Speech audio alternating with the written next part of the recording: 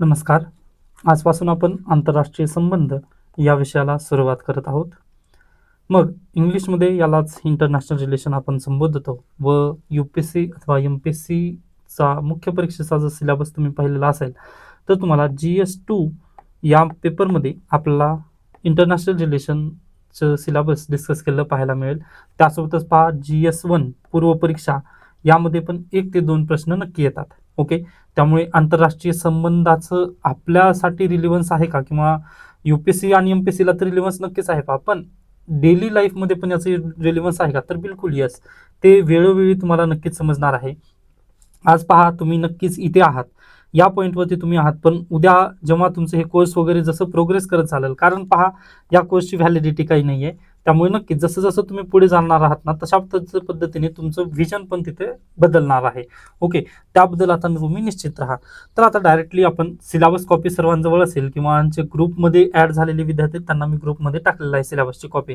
Okay. फक्त 4 point देण्यात आलेले आहेत. ओके. ते वेळोवेळी आपल्याला डिस्कस करायचं आहे सिलेबस. पण वापस येऊयात आपण. थोडक्यात मला सांगायचं आहे की इंटरनॅशनल रिलेशन आपण का शिकतो त्या संदर्भात. ओके. आता पहा ही आपली पृथ्वी आहे किंवा हा आहे बेसिकली जगाचा नकाशा. बरोबर. मला सांगा आता आपल्यापैकी बहुतांश विद्यार्थ्यांचं Facebook, Instagram वगैरे सगळीकडे अकाउंट नक्कीच असेल. बरोबर आहे. मग त्या अकाउंटवर भरपूर फॉलोवर असतील पहा किंवा म्हणजे जे फ्रेंड्स आहेत, जसं Facebookवरती तुमचे 4,000 5,000 किंवा तुमचं पेज असेल म्हणजे फॉलोअर्स तुमचे भरपूर आहेत. बरोबर.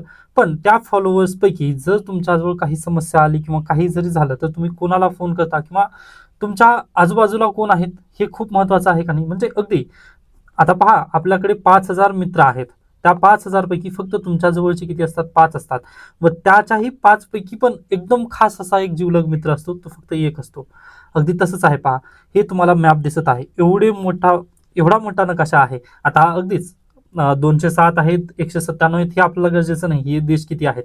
पण एवढा मोठा मॅप आहे. बरोबर. मग या एवढ्या छोट्याशा मॅपमध्ये पहा, हा आपला प्यारा भारत कुठे दिसत आहे? हां, तर हे पहा आपला प्यारा भारत अशा पद्धतीने इथं आहे.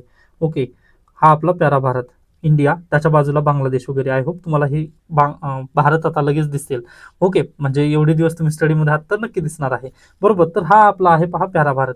मग प्यारा भारत याच्या आजूबाजूचे राष्ट्र, त्याच्यानंतर अतिशय भारत देशाला महत्त्वाचे जे राष्ट्र आहेत ना, त्यांचाच अभ्यास करायचा आहे. या सगळ्या 5,000 राष्ट्रांचा तुम्हाला गरज आहे का? त्यांच्या लाईफमध्ये काय चालू आहे हे तुम्हाला गरजेचं आहे का? तर बिलकुल नाही. पण हे 5 तुमचे जे मित्र आहेत ना, त्यांच्या लाईफमध्ये काय चालू आहे हे तुम्हाला माहिती असणं खूप गरजेचं असतं. त्याच्यानंतर तुमचा जो जिवलग मित्र असतो ना, त्याच्या पण लाईफमध्ये काय चालू आहे व त्याला समस्या आली तर आपल्याला धावून जावं असतं. मग यासाठी आपण पहा या 5+1 चा अभ्यास नक्की करतो किंवा म्हणजे त्याबद्दल नक्की माहिती ठेवतो. संपूर्ण 5,000 ची माहिती कधीही ठेवत नाही. मग अगदी तसंच आहे पहा इंटरनॅशनल रिलेशन पण तुम्ही शिकत असताना आपल्या आजूबाजूला किंवा अगदीच या पृथ्वी तलावरती भरपूर देश आहेत. त्यापैकी पहा युनायटेड नेशन्समध्ये मेंबर असलेले देश किती आहेत? 193 आहेत. बरोबर. +2 पॅलेस्टाईन आणि तैवान. आता ह्या 2 देशांना आपण तवज्जो एवढं का देत आहोत? तर कारण पहा पॅलेस्टाईनला भारत सरकारने काय केलेलं आहे? तुम्ही देश आहात असं मानून मान्यता दिलेली आहे. तसंच आहे पहा तैवानसोबत पण. तैवानसोबत आपण टाय अप करण्याचा प्रयत्न करत आहोत. ओके. मग किती झाले पहा 193 +2 म्हटल्यानंतर 195 देश आपल्या जवळपास आहेत असं तुम्ही कन्सिडर करायचं आहे. पण वेळोवेळी न्यूजपेपरमध्ये वगैरे काही देश येणार आहेत त्यावेळेस पण आपल्याला त्याचा अभ्यास करायचा आहे. ओके. तर एवढे देश आपल्याला मोठी माहिती असणं गरजेचे आहे. 193 + 2 अशा पद्धतीने. पण हे मी वेळोवेळी सांगणार आहे. आता लगेच तुम्ही ही लिस्ट वगैरे प्लीज काढून बसू नका. डन. तर असं आहे काहीतरी जसं मी Facebookचं फ्रेंड सांगितलं ना तुम्हाला 5,000 आहेत म्हणून अगदी तसं आहेत. 195 देश आहेत. बरोबर. मग आता आपली सिलेबस कॉपी तुम्ही परत एकदा नक्की काढू शकता. मग त्या सिलेबस कॉपीमध्ये GS2 पेपरमध्ये शेवटचा पॉईंट जर तुम्ही पाहिला तर तिथे काय आहे? शेवटून 4थं-5वं जो पहिलं पॉईंट आहे त्यामधलं पहिलं पॉईंट आहे पहा. त्यानं काय म्हणतं की भारत आणि शेजारील राष्ट्र यांचे संबंध. भारत आणि शेजारील राष्ट्र. शेजारील राष्ट्र. बरोबर आहे. मग आता मला सांगा भारत देश तुम्ही पाहिला इथंच. मग आता शेजारील राष्ट्र कोणते कोणते आहेत? असा आहे आपला शेजारील राष्ट्र पाकिस्तान. ओके. त्याच्या बाजूलाच आहे पहा अफगाणिस्तान. त्याच्यानंतर पहा आहे एकच मिनिट हां. पाकिस्तान, अफगाणिस्तान त्याच्यानंतर पहा आहे चायना. बरोबर. त्याच्यानंतर आहे पहा भूटान. त्याच्यानंतर आहे पहा नेपाळ. त्यानंतर आहे बांगलादेश. त्याच्यानंतर आहे पहा श्रीलंका. त्याच्यानंतर आहे पहा म्यानमार, त्याच्यानंतर आहे पहा मालदीव्स. लास्ट इयरला मालदीव्स बद्दल प्रश्न आलेला होता. ओके, तर हे आहेत आपले शेजारील राष्ट्र. आता पहा, या शेजारील राष्ट्रामध्ये काही जरी झालं तर तुम्हाला त्याची जाणीव असणं खूप गरजेचं आहे. म्हणजे तिथं सुई जरी पडली किंवा टाचणी जरी हल्ली, अशा पद्धतीने म्हणतात पहा, अगदी तसं तिथे काही जरी झालं, कोणती जरी घडामोड झाली ना, तर लगेच ते आपला इंटेलिजन्स तशा पद्धतीने आपल्याला माहिती असणं गरजेचं आहे. का गरजेचं आहे? तर पहा, अटल बिहारी वाजपेयी यांनी एकदा म्हटलेलं होतं की आपण आपले दोस्त किंवा दुश्मन बदलू शकतो, परंतु आपण आपले शेजारी बदलू शकत नाही. मग हीच आहे पहा फॉरेन डिप्लोमसी. म्हणजे आपला जर शांत राहायचं असेल किंवा आता आपण ह्या टेरिटरीमध्ये आहोत पहा, हा आपला प्यारा भारत दिसत आहे असं तुम्हाला, बरोबर. मग इथे जर तुम्हाला चांगल्या पद्धतीने जर राहायचं असेल तर आपण आपल्या शेजाऱ्यांसोबत वैर घेता कामा नये. ओके, किंवा अगदीच तुम्ही जर तारक मेहता बघत असाल तर त्यामध्ये पण म्हणजे जेठालाल वगैरे तशा पद्धतीने म्हणतात पहा की पहिला सगो पडोसी. ओके, अगदी तशा पद्धतीने म्हणजे ज्यावेळेस संकटामध्ये येतो ना, त्यावेळेस शेजारी राष्ट्रासोबत आपला पंगा नाही घ्यायचा, त्यांच्यासोबत आपला गुणागोविंदानं राहण्याचा प्रयत्न करायचा. पण आपण या पाकिस्तानला सांगून सांगून थकलेले आहोत. ओके, त्यांची गोष्ट आपण वेगळ्या पद्धतीने करूयात, पण तत्पूर्वी तुम्हाला थोडक्यात सांगायचं या निमित्ताने मी घेतलेला आहे. मग आता हे झालं GS2चा मेन साठीचा सिलेबस हा आहे, बरोबर. मग आता लगेच पहा, यालाच अनुसरून तुम्हाला काय करायचं आहे, प्रिलिमचं पण पाहावं लागेल. मग प्रिलिमसाठी काय येतं विचारलं जातं, मग यालाच अनुसरून पहा, प्रिलिमसाठी मी काही पॉईंट दिलेले आहेत, तर नक्कीच हे तुम्ही पाहून घेऊ शकता. पहिला आहे बांगलादेश. आता बांगलादेश सगळ्यात जास्त सीमा आपली तिथं लागलेली आहे. लॉंगेस्ट सीमा भारत देशाला 4096 किलोमीटरची आहे. व कोणते कोणते राज्य आहेत? वेस्ट बेंगॉल, आसाम, मेघालय, त्रिपुरा, मिझोराम. त्यानंतर या जे बॉर्डरचं नाव आहे ते आहे Radcliffe line. Bangladesh 4096 kilometre longest, West Bengal, Assam, Meghalaya, Tripura, Mizoram हे राज्य पण तुम्हाला लक्षात ठेवायचे आहे. डन. नेक्स्ट येतो चायना, 3488 किलोमीटर. लडाख, हिमाचल प्रदेश, उत्तराखंड, सिक्कीम, अरुणाचल प्रदेश हे राज्य आहेत बॉर्डरिंग कंट्रीज चायनासोबत. LAC, line of actual control, ज्यावेळेस आपण पुढे जाऊ त्यावेळेस मी सांगणारच आहे. अनेक आहे मॅकमोहन लाईन. त्यानंतर येतं पाकिस्तान, 3323 किलोमीटर. जम्मू काश्मीर, लडाख, पंजाब, राजस्थान आणि गुजरात. मग ह्यांच्या बॉर्डरचं नाव आहे पहा रॅड क्लिफ लाईन. त्यानंतर लाईन ऑफ कंट्रोल IB, यासोबतच सर क्रिक, हे पण बॉर्डरची नावं आहेत, लक्षात ठेवू शकता. नेक्स्ट येतं Nepal, 1751 kilometre. Uttarakhand, UP, Bihar, West Bengal, Sikkim. Open border, no specific name line. Okay, नेपाळसोबत पण बॉर्डर लाईनचा इश्यू चालू आहे, त्यामुळे कंबाईन किंवा राज्यसेवा परीक्षेला हा प्रश्न विचारला जाऊ शकेल. पहा पुढल्या वर्षी कालापानीचा इश्यू सध्याला होत आहे, इन करंट अफेअर्समध्ये हे सध्याला चर्चेत आहे, त्यामुळे हा पॉईंट लक्षात ठेवायचा आहे. नेक्स्ट आहे म्यानमार, 1643 किलोमीटर. अरुणाचल प्रदेश, नागालँड, मणिपूर, मिझोरम, आणि याला पण स्पेसिफिक नाव देण्यात आलेलं नाही आहे.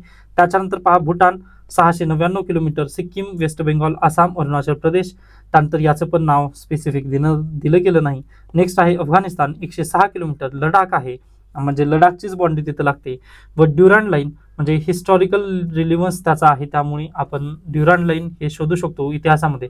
ओके, आता पहा, मी अद्याप तुम्हाला हे सांगत नाही गोष्टी, ज्यावेळेस आपण भारत आणि बांगलादेशचे रिलेशन सांगेन ना, त्यावेळेस रॅड क्लिफ लाईनचा वगैरे संबंध सांगणार आहे. आता फक्त तुम्हाला पहिल्या लेक्चरमधून प्रिलिमला जे टॉपिक आहेत ना महत्त्वाचे, ते लक्षात ठेवायचे आहेत. व पहा, आज घडला जर तुम्ही हे पाठ केलात ना, तर तुमचं बऱ्यापैकी तुम्हाला हे सोपं जाणार आहे पुढे गेल्यानंतर. ओके, व अगदी उद्या जर तुमची आता सरळ सेवेची वगैरे एक्झाम असेल ना, तर त्यासाठी हे महत्त्वाचं म्हणून मी आजच सांगतोय तुम्हाला की हे प्रिलिमला विचारलं जाऊ शकतं. ओके, आता आय थिंक यावर्षीच UPSCने पण याबद्दल एक प्रश्न विचारला होता, आता मला तो आठवत नाही आहे प्रश्न, परंतु आय थिंक बांगलादेश किंवा चायना अशा पद्धतीने दोन्हीपैकी एकाचा आलेलं होतं परीक्षेला प्रश्न. ओके, 2026चा जर UPSCचा पेपर असेल तर तुम्ही त्यामधून प्रश्न तो पाहू शकता. ओके, मला आत्ता लक्षात आलं त्यानिमित्ताने, पण आपल्या ग्रुपमध्ये मी हे टाकण्याचा प्रयत्न करेन. डन. त्याच्यानंतर पहा, अगदी हे झालं लँड बॉर्डर्स, इंडियाचे हे झाले लँड बॉर्डर. मग आता आपल्याला पाहायचं आहे इंडियाचे मॅरिटाईम किंवा सी बॉर्डर. ओके, मग आता अगदीच त्याला जर तुम्ही झोन वाईज जर आपण पाहिलं त्याला, तर एक आहे टेरिटोरियल सी, त्यानंतर येतं कंटिन्युअस झोन, त्यानंतर येतं एक्सक्लुझिव्ह इकॉनॉमिक झोन आणि कंटिनेंटल शेफ आणि हाय सीज. ओके, अशा पद्धतीने याचे झोन पाडले जातात. पहा, म्हणजे तुम्ही इथं पाहू शकता या डायग्राममध्ये की हे पहा 12 nautical mile. Okay, distance from coast 12 nautical mile, त्याला टेरिटोरियल सी असं म्हणतो. व इथे आपल्या देशाचं पूर्ण स्वातंत्र्य असतं. आता हे सॉव्हरेनिटी काय म्हणजे सार्वभौमत्व वगैरे हे सर्व गोष्टी मी शिकवणार आहे पुढे गेल्यानंतर, पण मला प्रिलिम बद्दल सांगायचं त्यानिमित्ताने. त्यानंतर इथे अगदी आपल्या भारत देशाचं राज्य असतं, यामुळे अगदीच तिथं आपण आपल्या देशाची काय म्हणतो, त्याला टेरिटरी म्हणतो. हे पहा, अशा पद्धतीने इथं आपलं भारत देशाची बाउंड्री आहे ना, तर इथून इथपर्यंत हे काय आहे, आपल्या भारत देशाची सीमा आहे किंवा भारत देशाचं वर्चस्व आहे. म्हणजेच इथं जर एखाद्याचा खून झाला किंवा एखाद्याचं जर इथं काही क्राईम झालं, तर याला सजा कोणत्या कायद्यानुसार होते, तर इंडियन पिनल कोड यानुसार ही सजा होते. सॉरी, इंडियन पिनल कोड नाही, आता इथं भारतीय न्याय संहिता आलेला आहे. बरोबर.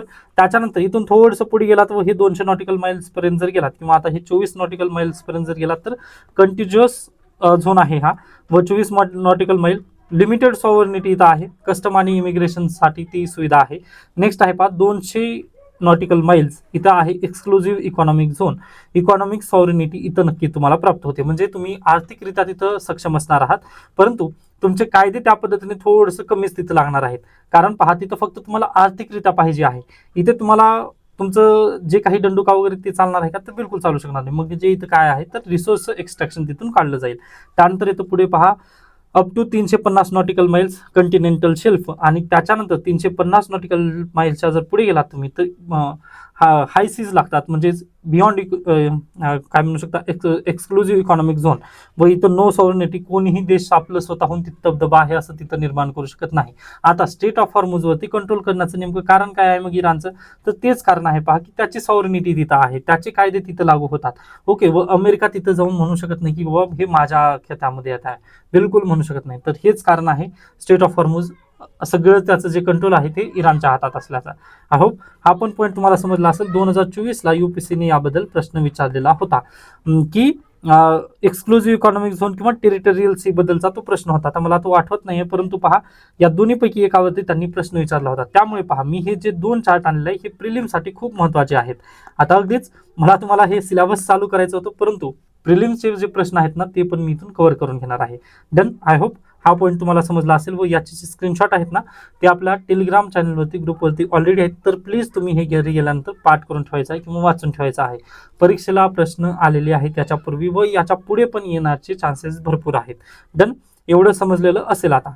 मग त्याच्यानंतर हा पहिला पॉईंट आपला क्लिअर झाला पहा, की आपला भारत आणि शेजारील राष्ट्र आणि शेजारील राष्ट्राला कोणत्या राज्यांच्या सीमा लागतात हे मी तुम्हाला पहिला पॉईंट तिथं समजावून सांगितलेला आहे. म्हणजेच काय, एकंदरीत आपल्याला या पहिल्या पॉईंटमध्ये 9 देशांचा अभ्यास करायचा आहे. 9 देश कोणते कोणते आहेत, तर पहिला आहे पाकिस्तान, अफगाणिस्तान, चायना, भूटान, नेपाळ, बांगलादेश, श्रीलंका, म्यानमार आणि मालदीव्स. या 9 देशांचा आपल्याला पहिल्यांदा अभ्यास करावा लागेल. बरोबर आहे. त्याच्यानंतर पुढे गेल्यानंतर पहा, आपल्या सिलेबसचा दुसरा पॉईंट आहे द्विपक्षीय किंवा प्रादेशिक व जागतिक गट आणि भारताचा समावेश असणारे किंवा भारताच्या हितसंबंधाला बाधा पोहोचवणारे करारनामे. म्हणजेच काय,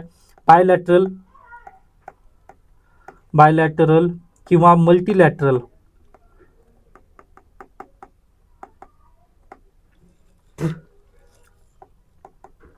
ॲग्रीमेंट्स. व हे कोणते ॲग्रीमेंट, तर अगदीच पहा, ज्याचा इंडियावरती काहीतरी परिणाम होईल अशाच पद्धतीचे ॲग्रीमेंट आपल्याला पाहायचे आहेत. त्यानंतर तिसरा पॉईंट आहे पहा, विकसित व विकसनशील देशांच्या धोरणांचा किंवा राजकारणाचा भारताच्या हितसंबंधावर आणि भारतीय भांडवलदारांवरती होणारा परिणाम. जसं USA परिणाम आपल्या देशावरती होत असतो. ओके. मग अगदीच USA परिणाम इंडियावरती. बरोबर आहे. त्याच्यानंतर चौथा पॉईंट आहे पहा, महत्त्वाच्या आंतरराष्ट्रीय संस्था, अभिकरणी मंच आणि त्यांची रचना व जनादेश. म्हणजेच काय, IMP इन्स्टिट्यूशन्स. ओके. किंवा त्यांच्या एजन्सीज. मग यामध्ये येतं युनायटेड नेशन्स ऑर्गनायझेशन. मग आता यावरून जर तुम्ही युनायटेड नेशन्स ऑर्गनायझेशन पर्यंत जर पोहोचला असाल, तर मग त्याच्या एजन्सी, त्यानंतर युनायटेड नेशन्स ऑर्गनायझेशनचे जे परमनंट 5 मेंबर्स आहेत त्याचा पण आपल्याला अभ्यास करावा लागेल. पण तत्पूर्वी मला सांगा, आपण एक युनायटेड नेशन्सचं जे परमनंट मेंबर आहे चायना, याला आपण याच्या पूर्वीच पाहणार आहोत शेजारील राष्ट्रामध्ये. बरोबर. मग आता आपल्याजवळ किती जणांचा फक्त अभ्यास करायचा आहे, तर एक आहे पहा फ्रान्स, जे की आपला चांगला गुड फ्रेंड आहे. दुसरा आहे पहा USA, थोडासा नाराज आहे किंवा आपण त्याच्यावरती नाराज सध्याला होत आहोत. त्याच्यानंतर तिसरा आहे पहा UK, युनायटेड किंगडम, त्याचे प्राईम मिनिस्टर आत्ताच काल परवा गेले घरी. त्याच्यानंतर चौथं आहे पहा रशिया, माय बेस्ट फ्रेंड.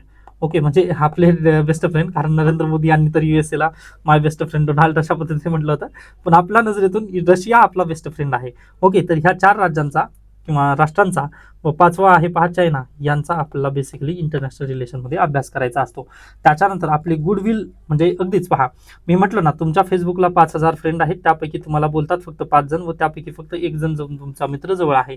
अगदी तसंच आहे पहा इथे पण 5,000 मित्र म्हणजे 100 किती देश म्हटलं मी तुम्हाला, 195 देश तुम्हाला सांगितलेले आहेत. 195 देशापैकी आपला 9 देश आपले आजूबाजूचे वगैरे म्हणून आपला त्यांचा अभ्यास करायचा. त्याच्यासोबतच पहा प्लस आपली युनायटेड नेशन्स म्हणजे अगदी थोडीशी मोठी आपल्या घरातील जी मोठी नेतृत्व मंडळी आहे ते अगदी तशा जर पद्धतीने म्हटलात तर तुम्ही युनायटेड नेशन्स मधील जे 5 राष्ट्र आहेत त्यांचा बेसिकली अभ्यास करायचा. -1च करायचं इथं, कारण 4च आहेत ते. ओके, कारण चायनाला तर आपण 9 मध्ये पाहणारच आहोत नाही ते. त्याच्यानंतर पहा आपली गुडविल म्हणजे आपल्यासाठी सदा सक्षम वगैरे असणारे किंवा सदैव तत्पर वगैरे असणारे जे काही देश आहेत ना, त्यामध्ये आहे पहा, एक आहे जापान आणि दुसरा आहे कोण, ऑस्ट्रेलिया. ओके, त्याच्यानंतर आता अगदीच रिजनल वाईज पण आता गोष्टी आपल्याला पाहायच्या आहेत. जसं पहा सेंट्रल आशिया, वेस्ट आशिया, इराण, इराक, इस्रायल, हे सर्व गोष्टी आपण पाहणार आहोत. पण तत्पूर्वी सिलेबस ज्यावेळेस चालू करायचा आहे आपल्याला, तर पहिल्यांदा आपण इथूनच चालू करणार आहोत, या 9 राज्यांपासून आणि हे युनायटेड नेशनच्या मेंबरपासून. मग त्याच्यानंतर पुढे जसं जसं जाऊ आपण, तर हे पहा, हा पार्ट जो आहे आपला कोणता, हा साऊथ ईस्ट एशियाचा पार्ट, हे एकदा पाहायचा आहे आपल्याला. त्यानंतर हा आहे पहा वेस्ट एशिया किंवा यालाच म्हणतात पहा मिडल ईस्ट. ओके, हे पाकिस्तान नाही आहे, हे इथून हे इराक पासून येतं पहा, हां. तर हे अशा पद्धतीने हे पाकिस्तान, ह्याच्या बाजूचं जे इराक वगैरे आहे ना, या एवढ्या पार्टला म्हणतात मिडल ईस्ट. ओके, अमेरिकेच्या नजरेतून ते काय आहे, मिडल ईस्ट आहे. ओके, व भारताच्या नजरेतून वेस्ट एशिया आहे. त्याच्यानंतर हा जो पार्ट आहे तो सेंट्रल एशियाचा म्हटला जातो व त्याच्यानंतर हा एक आपला देश पाहायचा आहे. तर अशा पद्धतीने आपली ही मोठी राज्य वगैरे पाहिजेत. आता अगदीच थोडे वगैरे आपण करून जाणार आहोत पुढे, किंवा न्यूजमध्ये पण जे कोणती गोष्टी येतील ते आपल्याला शिकायच्याच आहेत. फक्त आता तुम्हाला मोठी समजलं असेल की आपला हे सर्व काही शिकायचं आहे म्हणून. आता पहा, मी प्रत्येक एजन्सीचं वगैरे इथं नाव दिलेलं नाही आहे, परंतु जसं तुम्हाला इथं मी सांगण्याचा प्रयत्न केला ना, की UPSCचे प्रिलिमला किंवा मेन्सला जर जो प्रश्न मला IMP वाटतो ना, किंवा जो पॉईंट IMP वाटतो ना, तो मी नक्की कव्हर करण्याचा यामध्ये प्रयत्न करणार आहे. डन. त्याच्यानंतर लगेच आपण सिलेबसला आता सुरुवात करूया. तर पहा, पहिल्यांदाच ती संकल्पना आपल्या म्हणजे आजच्या तासामध्ये आपल्याला महत्त्वाच्या संकल्पना 1-2 शिकून आपण थांबणार आहोत आजच्या लेक्चरमध्ये. ओके, कारण आता हे डेली आपलं अशा पद्धतीने पुढे जायचं आहे व काळजी नका करू, थोडं जरी दिलात तरी मोर दॅन सफिशियंटली आपलं हे सिलेबस क्लिअर होऊ शकतं. ओके, म्हणजे इंटरेस्टिंग आहे सिलेबस थोडासा. तर पहा, पहिली संकल्पना आहे स्टेट. ओके, व ना ही जी स्टेटची संकल्पना आहे ती आपल्या पॉलिटीमध्ये पण येते. ओके, मग आता स्टेट म्हणजे काय, जर हा प्रश्न जर तुम्हाला केला असला तर पहा, जी स्टेटची जी संकल्पना मी म्हणत आहे ही कोणी पृथ्वीमधून निसर्गाने वगैरे निर्माण केलेली आहे असं तुम्हाला वाटतं का, तर बिलकुल नाही. पहा, मग ही निसर्गाने निर्माण केलेली नसून ही कोणती निर्माण आहे पहा, मानव निर्मित आहे. मानव निर्मित. ओके, स्टेट ही मानव निर्मित संकल्पना आहे, मानवाची. ओके, मानव निर्मित. डन. त्यानंतर स्टेटला आपण मराठी भाषेमध्ये काय म्हणतो, राज्य. त्यानंतर आणखीन एक महत्त्वाचं पहा, मी बोलत असताना किंवा मी लिहित असताना इंग्लिशमध्ये जास्त करून लिहित आहे, तर नक्कीच पहा, शक्य झालं तर तुम्ही पण नोट डाऊन करत चला व जिथं जर अर्थ वगैरे समजला नसेल तर तुम्ही डायरेक्टली मला कॉन्टॅक्ट वगैरे करू शकता. पण शक्यतो मी मराठी लिहिण्याचा प्रयत्न करेन किंवा तुम्हाला ट्रान्सलेटेड नोट्स ऑलरेडी दिलेले आहेत मी. ओके, त्यामुळे निश्चिंत राहा, सर्व नोट्समधूनच मी शिकवण्याचा वगैरे प्रयत्न करेन. बाकी आता हे पहा, प्रिलिमचं जे काही नॉलेज आहे ना, हे जे प्रिलिमचं मी तुम्हाला शिकवलेलं आहे ते फक्त इंग्लिशमधून मी शिकवणार आहे किंवा इंग्लिशमधून हे फॅक्च्युअल डाटा वगैरे आणेल. बाकी जे मराठीमध्ये लिहायचं आहे ना पार्ट, ते लिहायचा जो पार्ट आहे तो मी नक्कीच तुम्हाला मराठीमध्ये लिहून देत जाईन. ओके, त्यामुळे निश्चिंत राहा तुम्ही. किंवा एखादी जर माझ्याकडून चुकीने जर एखादी संकल्पना राहिली असेल तर तुम्ही मला नक्की मेसेज तशा पद्धतीने करू शकता. आपण नव्याने परत एकदा आपण ते रेकॉर्ड करून मी तुम्हाला सेंड करेन. ओके, त्यामुळे निश्चिंत राहा, घाबरू नका की बाबा मास्तरला आम्ही हे केलं वगैरे, बिलकुल टेन्शन नका देऊ, आपण नक्की चांगल्या पद्धतीने शिकणार आहोत. तर पहा, स्टेट किंवा ही जी राज्य ही जी संकल्पना आहे ना ती मानव निर्मित आहे. ओके, मग मानव निर्मित असल्यानंतर आपला ही संकल्पना आणण्याची गरज काय पडली हे थोडक्यात महत्त्वाचं आहे. पहा, तर आता पहा, आपले पूर्वजापासून आपण जर पाहत असलो म्हणजे अगदीच इंडस व्हॅली सिव्हिलायझेशन. आता इंडस व्हॅली सिव्हिलायझेशन ही सिव्हिलायझेशनच चालू कसं झाली, तर पहा, अगदीच पूर्वीचा जो आदिमानव होता तो काय करायचा पहा, शिकार करायचा व कंदमुळे वगैरे या स्वरूपातून तो उदरनिर्वाह भागवत होता. बरोबर. मग जसं जसं मानवी मेंदू प्रगत वगैरे झाला, मग त्याला लक्षात आलं की बा आपण शेती पण करू शकतो, त्याच्यानंतर समूहामध्ये राहू शकतो. बरोबर, असं विचार करत पहा तो समूहामध्ये राहायला लागला. समूहामध्ये घेतल्यानंतर समूहामध्ये राहत राहत पाहतो शेती पण करायला लागला. शेती केल्यानंतर त्याला लक्षात आलं की बाबा आपण एका जागी स्थिर राहूनच शेती करू शकतो. ओके. व आपला वारंवार भटकंती वगैरे करण्याची गरज नाही किंवा वाघाच्या पाठीमागे आपल्या शिकारीसाठी जायची गरज नाही असं मानवाला वाटायला लागलं व तो काय करायला आपला शेती करून वगैरे तो स्वतःचं पोट आणि अगदी समूहामध्ये राहायला लागला. मग हे समूह मोठे मोठे व्हायला लागले पहा. मग अशाच पद्धतीने गाव बनले. मग गावापासून पहा मोठे मोठे तालुके बनले. ओके. मग अगदीच त्या काळात काय बनत होते पहा तर काय म्हणू शकता महाजनपद, जनपद, त्यानंतर महाजनपद. आता अगदीच ही जी गोष्ट आहे ती इतिहासामध्ये लिंक करायची, परंतु मला हे डायरेक्टली तुम्हाला देशापर्यंत घेऊन जायचं त्या निमित्ताने. ओके. तालुक्यापासून पहा आज घडीला काय आपल्याकडे जिल्हा आहे, जिल्ह्यापासून विभाग, विभागापासून राज्य. तर अगदी अशाच पद्धतीने पहा पूर्वीचा जो मानव होता तो पण अशाच पद्धतीने समूहापासून राज्यापर्यंत राहत होता. बरोबर आहे. मग आता ही जी राज्याची संकल्पना आहे हे राहण्यासाठी त्याला कुठं राहत होता, हा समूहामध्ये राहण्यासाठी कुठेतरी एक जागा असेल ना, विशिष्ट जागा असेल ना. मग नक्कीच पहा त्याला आपण लँड किंवा जमीन असं म्हणतो. मग यालाच मी तुम्हाला सांगत असताना काय सांगितला होता पॉईंट पहा की लँड किंवा हे निश्चित जमीन म्हटलं होतं. मग आता आपल्या पुस्तकी डेफिनेशनमध्ये काय दिलं आहे पहा, एक निश्चित भूप्रदेश. ओके. निश्चित असा भूप्रदेश. मग निश्चित असा भूप्रदेश झालेला आहे का नाही ह्या राज्यासाठी, तर बिलकुल यस. इथे निश्चित असा भूप्रदेश झालेला आहे पहा. बरोबर. मग पहिला संकल्पना राज्याची जी संकल्पना आहे ना, एकच मिनिट, हे राज्य आहे. राज्याच्या संकल्पनेसाठी आपल्याला काय काय गोष्टीची गरज असते. पहिली गोष्ट गरजेची आहे पहा की निश्चित असा भूप्रदेश. निश्चित भूप्रदेश. ओके. तर निश्चित भूप्रदेश तुम्हाला सापडला आहे. आता दुसऱ्या संकल्पनेकडे आपण जाऊयात. आता निश्चित असा भूप्रदेश सापडल्यानंतर आता त्यामध्ये मी काय म्हटलं होतं, हे व्यक्ती समूहामध्ये राहत आहेत. समूहामध्ये राहत आहेत म्हटल्यानंतर पहा तिथे कोणीतरी लोकसंख्या तर नक्कीच असेल ना, किंवा जनता असेल. मग या राज्यामध्ये दुसरा पॉईंट येतो पहा, लोकसंख्या. निश्चित अशी लोकसंख्या. ओके. व या लोकसंख्येवरती कोणीतरी नियंत्रण ठेवणारा असणं गरजेचं आहे ना. अन्यथा पहा प्रत्येकाचं स्वातंत्र्य तिथं डावललं जाईल. म्हणजे मी मोठा का तू मोठा यामध्ये सगळेजण मारामारी करून तिथं मरण पावतील. बरोबर आहे. मग या दोघांमध्ये संघर्ष होऊ नये किंवा या लोकसंख्येमध्ये संघर्ष होऊ नये यासाठी यांच्यावरती कोणाचं काय असतं तर नियंत्रण असतं. व ते नियंत्रण कोणी प्रस्थापित करतं तर सरकारचं नियंत्रण. थर्ड पॉईंट आहे सरकारचं नियंत्रण. सरकारचे नियंत्रण. ओके. या तीन गोष्टी मिळूनच काय होतं पहा तयार राज्य होतं. व हाच झाला पहा युपीएससीचा प्रश्न. निश्चित भूप्रदेश, लोकसंख्या आणि सरकारचे नियंत्रण याच संकल्पनेला आपण काय म्हणतो, राज्य म्हणतो. मग यावरूनच पहा युपीएससीने 2021 मध्ये एक प्रश्न विचारला होता. आता प्रश्नाचं उत्तर तुम्ही नक्कीच देऊ शकता. Which one of the following best defines the term state. Okay. पहिला ऑप्शन आहे पहा, community of person permanently occupying a definite territory independent of external control and possessing an organised government. त्यानंतर politically organised people of definite territory possessing authority government in law. लॉचं तर आपण बोललंच नाही ना. त्यानंतर number of person who have been living in definite territory very long time with their own culture tradition government. Skip करू शकता कारण कल्चर म्हटले त्यांनी. A society permanently living in a definite territory with central authority and executive responsibility central authority. पहा central नाही आहे. मग पर्याय क्रमांक 1. आय होप तुम्हाला समजलेलं असेल. जे पॉईंट इथं मी सांगण्याचा प्रयत्न केला होता कुठे गेला तो, राज्य ही संकल्पना पहा, निश्चित भूप्रदेश, लोकसंख्या आणि सरकारचे नियंत्रण. आता यामध्ये इथं पहा, इथं सार्वभौम हा पॉईंट देण्याचा प्रयत्न केला लेखकांनी. इथे कुठं म्हटलं external control and territory independent of external control. Independent of external control म्हणजे तो कोणाच्याही दबावामध्ये नसून. मग आता ही जी पुढची संकल्पना आहे ना तीच आहे. पुढची संकल्पना काय आहे, आता राज्य तर तुम्हाला समजले ना. राज्य निश्चित भूप्रदेश, मग त्यामध्ये राहणारी लोकसंख्या आणि त्यावर एखाद्या सरकारचं नियंत्रण. मग आता हे जे सरकार आहे या राज्यामध्ये जे सरकार स्थापन झालेलं आहे ना, हे राज्याचं जे सरकार आहे ते स्वतंत्र असेल. स्वतंत्र म्हणजे स्वतःचे निर्णय स्वतः घेऊ शकेल. ज्याला आपण आपल्या पुस्तकी भाषेमध्ये किंवा अगदीच आपल्या चांगल्या भाषेमध्ये त्याला आपण काय म्हणतो पहा, सॉव्हरेनिटी किंवा सार्वभौमत्व असं म्हणतो. सार्वभौमत्व. मग मला सांगा आपला भारत देश सार्वभौम आहे का नाही, तर बिलकुल यस. मग नक्कीच पहा ही स्टेटच्या डेफिनेशनला पुढे गेल्यानंतर पहा स्वतंत्रला तो निर्णय घेण्यासाठी स्वतंत्र आहे ना, मग त्याला आपण म्हणतो सार्वभौमत्व. म्हणजे अमेरिका आपल्याला सांगू शकत नाही की बा भारत तू असं पॉईंट करायचं आहे, तुम्हाला ते करायचं आहे. बिलकुल आपल्याला त्यांनी गाईडलाईन वगैरे देऊ शकत नाही. अमेरिका आपल्या निर्णयामध्ये ढवळाढवळ करू शकत नाही. मग या संकल्पनेला आपण काय म्हणतो तर सार्वभौमत्व. यालाच इंग्रजीमध्ये म्हणतात पहा सॉव्हरेनिटी. ओके. सॉव्हरेनिटी. ओके.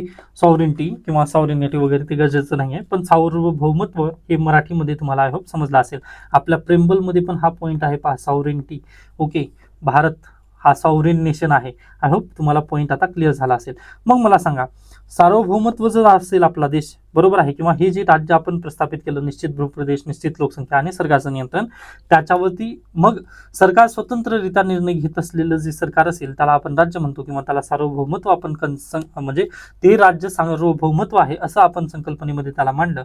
मग त्याच्या पुढे गेल्यानंतर मला सांगा आता, हे सार्वभौमत्व राज्य आपला तसंच टिकवून ठेवण्यासाठी आपल्याला काय लागेल पहा, त्याचं संरक्षण करणं गरजेचं आहे. मग तिथं संरक्षण दल येईल का नाही, तर बिलकुल यस पहा. मग इथं काय होईल पहा, सुरक्षा. मग जर भारत देश आता अगदी भारत देशाची स्वतःची सुरक्षा जर करत असेल तर ती कशी असेल, राष्ट्रीय सुरक्षा असेल. ओके, ही राष्ट्रीय सुरक्षा असेल. व जर अगदी पहा दुसऱ्या देशांसोबत आपण जर सुरक्षा वगैरे जर करत असू, जसं की पहा हे आहे आपला प्यारा भारत, व इथं पाकिस्तान आहे ज्यांच्यासोबत आपलं म्हणजे सदा काही ना काही चालू असतं, म्हणजे भांडण वगैरे. त्याच्यानंतर इथं आहे चायना. ओके, मग हे जे राष्ट्र तुम्ही पाहत आहात त्यांच्या राष्ट्रांसोबत जर तुम्ही पाहिलात तर ते काय असतील पहा, आंतरराष्ट्रीय सुरक्षा. आणि भारत आणि म्हणजे भारत देशामधील जसं गुजरात आहे आणि महाराष्ट्र आहे, या दोघांमधील जी सुरक्षा असणार आहे, ओके, त्याला आपण काय म्हणतो, राष्ट्रीय सुरक्षा. ओके, आता दोन गोष्टी तुम्हाला समजल्या ना, एकीकडे राष्ट्रीय सुरक्षा असते तर दुसरीकडे आंतरराष्ट्रीय सुरक्षा. आंतरराष्ट्रीय सुरक्षा. ओके, आंतरराष्ट्रीय सुरक्षा. मग आता यावरूनच तुम्ही पाहू शकता, राष्ट्रीय सुरक्षा असू द्या किंवा आंतरराष्ट्रीय सुरक्षा असू द्या, हे कोणाचं काम आहे, तर राज्याचं काम आहे.